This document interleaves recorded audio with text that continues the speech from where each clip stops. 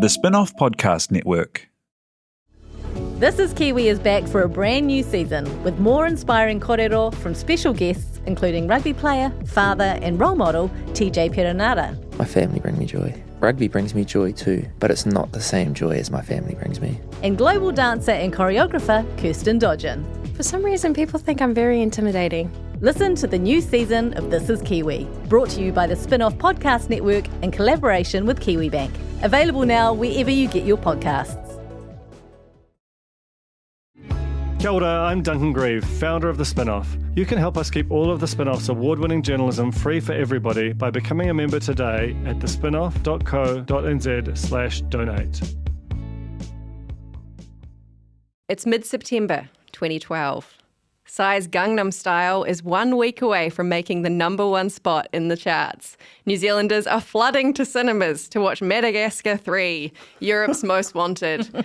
All that dynamic pop culture energy, and yet nothing will make two Auckland socialites move it than a rehearsed rodent racing across a kitchen floor.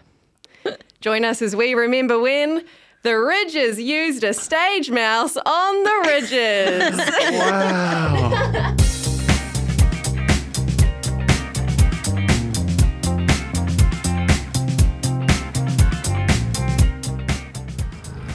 It's like infested, seriously. Kia ora koutou, welcome to Remember When. This is your weekly dose of pop culture nostalgia in Aotearoa, brought to you by The Real Pod. My name is Alex Casey. I'm joined today by two dazzling Auckland socialites in their own right, photographed by Norrie Montgomery multiple times. Never No, published I think it. once. Never seen the light of day. No. Probably didn't have any film in the camera, but It was you've very light, definitely, you've been out and about. We have. So we're very well placed to talk about this incredible pop culture moment. The Ridges. I mean, it was 2012. We're coming off like The Kardashians has been on TV for about 5 years. The Real Housewives is kind of the same. We've got Laguna Beach, The Hills. There's this whole appetite for wealthy, observational reality TV. And who better than Sally and Jamie Ridge? Who are they? Who are they, Alex? Well, Sally Ridge was married to Matthew Ridge, right, for a long time. And Famous All then- Black. Also had his own incredible reality TV career, which I think is important. The Rocky Roads. They had so many Rocky Roads to everywhere. With Mark Ellis. Oh, You remember? I don't think So I don't they think were- of it as a reality TV show though. Well, it was with Julie Christie. It was with iWorks. You know, it was within this whole universe that Matthew Ridge was working. But she was also with Adam Perori, right? Yeah. For a time. That was the thing. Like it came out kind of relatively early in the social media era, right? But these were the kind of the last of the old school kind of celebrity gossip kind of stars. You think like Nikki Watson and Asia Rock, Charlotte Dawson. Exactly right. Big And, time, front of the weekly, Women's Weekly style. Lana Cockcroft. It felt like they were all mates, and I think maybe they were. And so, you'd see them in the gossip pages most weeks, and so it was. Remember when Sally Ridge started going out with Adam Perori after being with Matthew Ridge? Is crazy, And Jamie Ridge was also starting to become a bit of a public persona. She was modelling a lot. She was doing stuff in Fashion Week. She was also dating Sonny Bill Williams earlier this year, which was massive. And there was all these like gossip magazine things because she was sitting ringside and like gave him a little kiss. He was 26, she was 18, whatever. It was a different time. It was all good. But then the Ridges arrived and it was going to be our answer to the Kardashians or something. We're going to give it a good crack at least. I mean, what do you remember about when the era arrived? Because Twitter was happening. There was quite a lot of conversation about it online. What do you What year remember? was it again? 2012. Because it feels so much further back in my memory. It feels Same. mid-2000s. Interesting. It doesn't, it's way more recent than I thought it was. I remember that Sally was into like property renovation. She was flipping houses or something, right? That was sort of part of the This is storyline of the show. the premise of the show was, they were moving into a big old boarding house. And she was very qualified for this because remember she used to do the Woman's Day or the Women's Weekly craft pages where she'd get a lamp and stick buttons on it Yes. and that sort of thing. She ruined perfectly good household items with detritus from your junk drawer is pretty much just the ethos behind all of that. Yes. Well, and that actually kind of calls to mind another related sort of scandalizing story from the era, because Adam Perori, for like a tenth of a second, decided that he was into art, and he bought this That'll be from her, because the cow, right? Yeah, the cow. I don't know what that The is. cow. The cow. The cow's in the show. So he bought this umbrella, and which was just an umbrella, but it was like an art. It was a piece of art.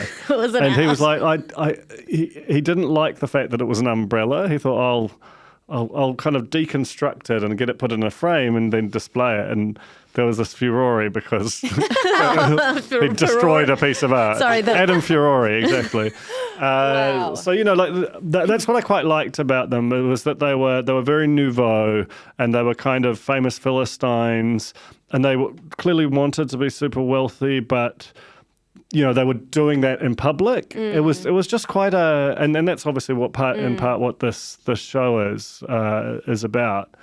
And it was also Sally and Jamie were starting to do a lot together publicly. Like they walked together in Fashion Week. There was this whole sort of thing leading up to the show. I mean, it opens with them lying on a bed going through like mountains of Women's Day clippings and like Gossip magazine clippings. And you really get a sense of like, oh, Sally Ridge has just been in the public eye forever. And Jamie Ridge, there's photos of her from when she was a baby growing up. But it is just the two of them. She's got other kids and they did not feature in the show. So it's just about the like, which, probably comes from like the Paris Hilton, Kathy Hilton, or the Kris Jenner, Kim Kardashian. But the premise of it is that Sally has bought this big old, and they're like, it's disgusting. And I was like, it's really fine. This like absolutely beautiful Ponsonby villa that they're like, oh. So in episode 1, it's all about them moving in. Jamie's a clean freak. She loves Purell. Huge moment for Purell, I feel like, in the kind of Before their early time. 2010s. I mean, who knew Perel's moment was really going to come? Yeah, I know. And she totally freaks out on arrival, and it's all about, rewatching it, I actually kind of love both of them. Like, it's really quite a charming first episode. And, like, Sally is kind of almost actively trolling Jamie. She's not going to have a good time here. We're moving in. Wait till she sees the kitchen. The kitchen obviously becomes a very central location. It's a crime scene. It's a crime scene. It is rich in analysis. They walk in, there's broken eggshells, birthday candles, walnuts. Suspicious. yeah. We'll get back to the walnuts. Okay. And Jamie's kind of disgusted. And then there's an extreme close-up on a mouse in isolation to everything else that kind of runs out, cuts back. Jamie and Sally are screaming. They jump on the chairs. The mouse runs into the middle of the room quite calmly while they're all screaming, kind of does a few circles, runs back behind the cabinet. The whole moment sets Twitter alight. We've got people like Michelle Acord tweeting. Michelle Acord is saying that's a freshly bought mouse. Really? Was it a white? Was it a white mouse? The mouse is a rich brown. Okay. So people It's have... a beautiful looking mouse. So because that's really interesting, right? Because I didn't realise that people immediately were sus about this situation. So what did Michelle say? Michelle said, pretty sure I could still see the price tag on that freshly caught mouse. Good line. All Black, Adam Thompson, said, poor stunt mouse, hashtag the Ridge is NZ. So this was the era of like still kind of X Factor where we're tweeting about shows as they happen. In Michelle Hewittson's New Zealand Herald review, she said, the mouse in the kitchen seemed rather convenient too. It looked like a rather friendly sort of mouse to me, and it certainly stuck around despite the screaming. Wow. So people were onto it, People were suspicious. That's a smart audience. Whoever says that people who watch reality TV are numbnutsers, not true. Very smart audience. Kia ora, I'm Alex Casey, senior writer at The Spin-Off. We wouldn't exist without the ongoing support of our generous members. If you're able to, you can make a donation at thespinoff.co.nz/donate. Do you find it hard staying optimistic with all the financial news in the media? I'm Bernard Hickey, and on my podcast, When the Facts Change, I'm here to help you navigate the ever-changing landscape of economics in Aotearoa. So join the conversation every Friday on When the Facts Change, brought to you by the Spin-Off Podcast Network in partnership with KiwiBet. But also like prestige audience for a reality show. This was an era when before there'd been the kind of reconceptualizing of reality TV as something that, you could smart people could watch and engage with in a different way. Like you remember the Furore? This was around the same time as the GC came out. Yeah, it was about 6 months later. Another remember when, and so the fact that they'd got Michelle Hewitson and Michelle Aycourt, both the Michelles. Yeah, and there was big. a lot of hype around it. I think it was mostly people were watching it actively trying to make fun of it. It was one of those sort of shows. Not Jane Yee. Not Jane Jane Yee, Yee what on did you Twitter, say? October 6, 2012. This is hilarious. It's one of my hilarious comedy quips. Just watching most recent ep of The Ridges. It's rather nicely shot and edited for NZ reality telly, I reckon. Oh, my God. Unironic fandom. Yeah. Pure of heart. It is really funny watching it back. Lee Hart Premium, the only person who replies, yes, let's focus on the positives. Wow. What a lovely era. And then I said, like how the camera op can focus the lens. Also, I like Jamie's hair. So, She does have very long, beautiful hair in the show. To be fair, Lee Hart does know a lot about staging reality shows. he's a shows hamster man. He probably kitchens. bloody provided the mouse. That's true. Wouldn't check out his Twitter now, though. I don't know. It's not, yeah. It is real Has it funny been as hacked well. again? It's been hacked. The opening credits are like, it's a photo shoot, if you remember, of Jamie and Sally, and it's all very glamorous. And then it cuts to fast cars going down Ponsonby Road, and it's just like, burger fuel, chapel bar. You're like, I mean, they're both still there, aren't it's they? not the same. SPQR, to be fair, is the first location used in the show. They have a lunch there. Matthew Ridge is coming down Ponsonby Road and crosses the road to get away from them. And you just see the camera pick him up shakily. I love it when you see Matthew Ridge. God, I've seen him on a BMX on Ponsonby Road. It He's got a cafe. Is it Boston? Is that his name's taken over? He's like, the pair of them have Has he? invented. I heard them on the radio doing like an infomercial about their cleaning products, and I was like, I think I'm going to buy some. I didn't, but I thought about it. It sounded real good. It's quite weird the way he's handled in the show. Like, they're like, yeah, we both just don't really talk to him and stuff. And I was like, oh, it's kind of icky. There's some sad subtext in the show. But the first episode is hugely entertaining. The mouse was obviously the big moment that set tongues wagging, including Hayden Donnell, who looked at it much, much later in the early days of the spin-off. He talked to animal trainers. He talked to people behind the scenes. The animal trainer was very suspicious as well and said that the mouse should have stuck to the corners and zoomed along the edges if it was wild. It would not walk into the middle of the room and kind of find its mark, Yeah. in a way. The little top hat Yeah, was the also a cane. giveaway.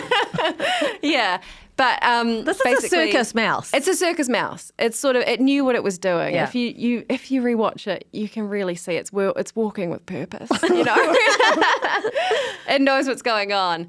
But sources close to the production have basically confirmed the mouse was kept in a box and deployed when it needed to be in the story. Do we know whether or not Jamie and Sally knew that there was going to be a mouse? Well, in Hayden's story, where he weirdly keeps coming across the ridges in real life while he's reporting on it in a way that seems borderline stalker behaviour, asked them a lot and they just denied. They said they didn't know. It's also curious because later in the episode, I think Jamie's ex-boyfriend Dwayne comes to get the mouse and rescue it and take it out of the kitchen, and he's holding it and the mouse is very relaxed in the hand. It's used to it. It's like it was all there in front of us the whole time. If you were production, you wouldn't tell the stars, right? You'd want an Yeah, you need to authentic know. performance from them. That's true. The full method. But I've since learned that it's almost become like a bit of a Tinseltown production slogan in reality TV that you always keep a mouse in your back pocket Based on Wow. this. to chuck out if you're not getting the story that you need or the performance that you need. So is it a metaphorical mouse? A metaphorical mouse. Is that- I don't think it's all, yeah. Is it from the Ridges or did that exist prior to? No, that was from the Ridges. Right. Yeah, I don't know if that's Wow. the exact phrasing, but that's kind of become this sort of mantra. It's like a sort of jumping the shark kind of equivalent for Exactly. New Zealand. Gorgeous. Send in the mouse. Mouse. The ratings for the show tanked after episode 1, which Really? happens, but probably tanked to like 500,000 an episode or something. They lost more than 80,000 viewers. The premiere was 325,000. Yeah, that'd be good for Episode 2 was 242,000. I mean, these are These very, are great very numbers good for today. ratings. Terrific. And beautifully, the first episode ends with them going to Colin Mathura Jeffrey's 40th birthday party. It's just everywhere. Speaking you of, recall. I'm still mad. I'm still mad. We were promised. We didn't get the call for the 50th. We I didn't get the know. call for the 50th. And then when I had him up about it, he was like, I'm doing 2 parties. And there was never a second party. You know what really stings is seeing Colin Mathura Jeffrey 51 on the Traders. It's like when the second party, the window closed as soon as you turned 51, mate. So yeah, it was 6 episodes. I mean, I don't know if you remember much else from the show. I do remember the mouse. Nothing. I don't think I mouse watched. became- I think I might have been one of the 80,000. The mouse absolutely stole the show. I mean, what happened next? Sally Ridge went on to be a pretty successful real estate agent. Yeah. I understand. She adopted 2 cats, which she then gave up for adoption, Oh, which were yes. then adopted by Matilda and Art Green. That's right. That was a scandal. That might be Christine and Brian. Christine and Brian and Jamie. What did Jamie do? She became a blogger, I think. I don't know. Surely an She's influencer. surely an influencer. Yeah. But that was the Ridges. You know, it was our Kardashians. We gave it a bloody good crack, and a mouse stole the show. Did we give it a bloody good crack? Look, there were probably financial constraints, some strengths, you know? It makes me think about other things in the episode, because when they arrive at the house, there's like a big pile of hair that's in the bottom of the shower. And I'm like, that? Where'd they source yeah, that? where'd they get that from? Some soundy, you know? Just Walnut? lost a What about chunk the of hair. walnuts? There's just a lot. It raises a lot of questions. It kind of challenges everything that we know. I want to tell you something about the eggshells that you mentioned early on. Mm-hmm. If those eggshells weren't planted, if they were genuinely there from the last people who lived there, the first thing they would have said when they walked into that kitchen was like, they would have just vomited on the spot, because rank egg is a noxious kind of a smell. So, And that's just the glitz and glamour, really. can we talk about the walnuts? Yeah. Well, I think they were put out by the trainer. To get it's his favourite. The mouse's team. It was in his rider. Mickey's favourite. If you really want to get him to the middle of the room, walnuts is the way to go. Exactly. Yeah. Right. So it all adds up. So that was the richest mouse. I don't know. Is that something? That's definitely something. I remember it more than Blackheart. Yeah. People People might be asking You can't at this make moment, what reference is to the Blackheart? least listened to episode of Remember When. Hey, but look, we've just given it another plug. Wrap us up, Alex. Well, thank you so much for being here. We're going to scuttle away. Scuttle away now and find some walnuts. This has been Remember When. Make sure you subscribe to our Substack if you want to hear our extra content where we are recapping the Traders every week. Otherwise, thank you for joining us. We'll be back next week to remember more memories. I'm trying a new one. Talo for Lover. I'm Madeline Chapman, editor at The Spinoff. If you have the means, consider supporting our high-quality journalism by becoming a Spinoff member. Sign up now at thespinoff.co.nz/donate. Are you curious about how business can be better? I'm Simon Pound, and I host Business is Boring, a podcast where I kōrero with some of the most interesting people in entrepreneurship, commerce, and making things happen. Tune in to Business is Boring every Tuesday, brought to you by the Spinoff Podcast Network in partnership with Spark Business Lab. The Spinoff Podcast Network.